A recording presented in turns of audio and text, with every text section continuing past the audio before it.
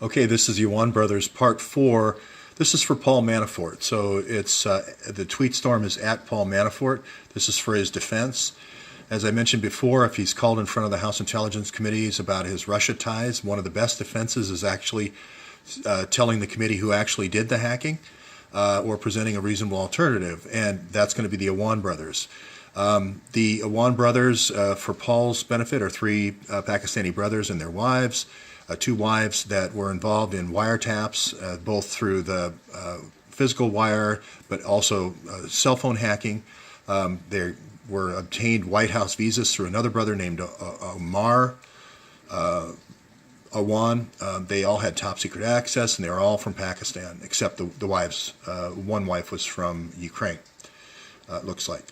So my point here is, if you're not familiar with the Awan brothers, there are these three brothers that were all making over $160,000 working for different Democratic House representatives. This information has been read into the congressional record by Representative Gohmert. So in your defense, you are always allowed to bring in sources from the congressional record. So no matter if the House Permanent Select Committee on Intelligence can limit Trump today and limit the Department of Justice to what's entered, but what's already been read into the congressional record is a fair game for future investigations. You can't limit the scope of the investigation at that point once it's in the congressional record. So here are the two wives making three times what congressional staffers make. This wife here, Sova, was making four times. And they also have two car businesses that both kept very poor records, had a lot of money go through them, and we don't know where the money went. So the top secret clearance was secured by Representative Speer. Here's the letter on congressional letterhead. Debbie Wasserman Schultz was the person who sponsored them.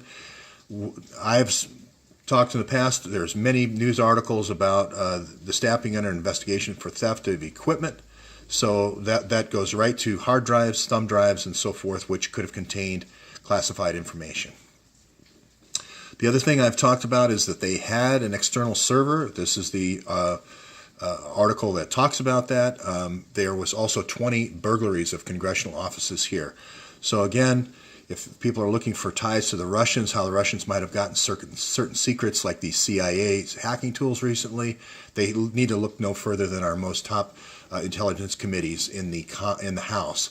Also, how did they get diplomatic passports can also be questioned, and Omar's visit to the White House to secure diplomatic passports. The Awan brothers, as I mentioned, worked for 31 different Democrats over 12 years. The burglaries are in the 20 most current Democrats they're currently working for, which is another smoking gun pointing at the Awans. Again, many New York Post article, Daily Caller, Brett Baer, Fox News, etc., and Representative Gohmert have called this out. So this is discoverable. This is the father of the Awans. He looks like he is involved with Pakistani ISI training, a group called PSP. They're also affiliated with a terrorist group called SSP. There's the other Awans have lots of jihadi type imagery on their websites. This is all discoverable information. Also, their stepmother, the person who was married to the father here, who has gone back to Pakistan, said all the Awans fled, in her words, all the Awans fled to Pakistan. They grabbed his laptop, they ransacked the house she said she was entrapped in, and they took all the information, as well as they were expert in cell phone hacking. She testified to that effect. She also said that there was money that was moved from the U.S. and U.S. bank accounts to Pakistan in a drug laundering type money move. I've tied this to the 650,000 emails on Huma server, which also had classified information. Since there's a Debbie Wasserman Schultz common link here between the DNC hack and this server, this Huma server, I think that's relevant. I think there's a connection there between that server, Hillary's server, Huma's server, and the Awan server. So that I make that point in this case here. Andrew McCabe is in charge of these two investigations from the FBI, Hillary's server and Huma's server. Andrew McCabe never sent out the FBI to look into the Awan server, even though it was four Pakistani brothers that had access to our most sensitive information and two wives, all six being from a different country. We've called for McCabe to recuse and put a new person in charge and allow a special FBI task force, not from counterterrorism division, but from the field offices to work with the New York Police Department to actually get to the truth.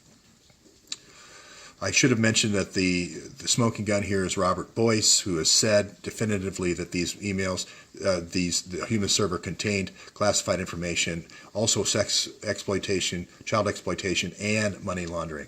So there's the connect. That's it, Paul. Good luck in your hearing.